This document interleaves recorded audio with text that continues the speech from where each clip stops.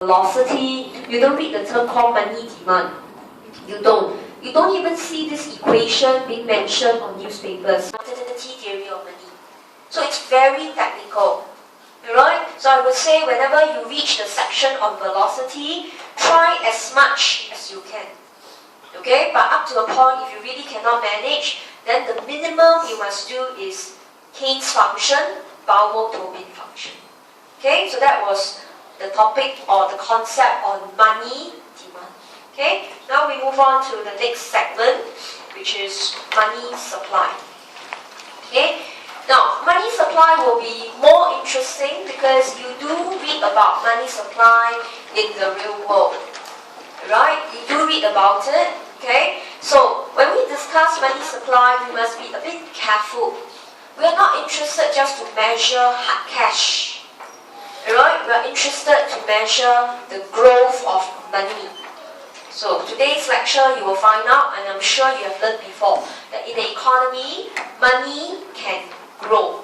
Okay, so the growth of money, we call it money creation. Okay, so in this topic, we don't just want to know how to measure money supply. We want to see how to grow money. Right? So for us to understand that, okay, you need to understand the role of banks. Okay, so banks are also known as financial institution or financial intermediaries. Right, so we usually lump them out and call them banks. So one thing you need to know is, okay, there are two categories. One is called central bank, which is the bank of government. Then the rest are called commercial banks. So each of them, right, will play a different role. Okay, so let's look at this flow diagram given in page 17, but highlighting to you that this flow diagram, okay, cannot be used as exam answer.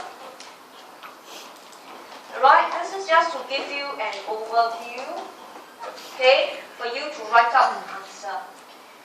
So, when we look at our flow diagram, our top label here would be central bank.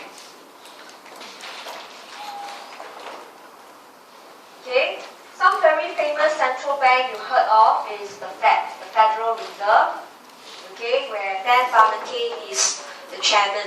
So that was the central bank of US. Okay, then of course for Singapore is our MAS, Monetary Authority of Singapore. Alright, so they are the government's bank. Okay, then another famous one you may have heard of is BOJ, Bank of Japan. Right, so different countries give different names to their central bank. But what it simply means, the central bank is equivalent to government. Okay, but the only difference is government belongs to different political parties. Alright, you can be a Democrat, you can be, alright, you can be a Democrat or a non-Democrat. Alright, okay, or in Thailand you can be under the Thaksin or the non-Thaksin. Of course in Singapore you can be PAP and the non-PAP per se. Okay, so government has a political agenda, but central bank don't have.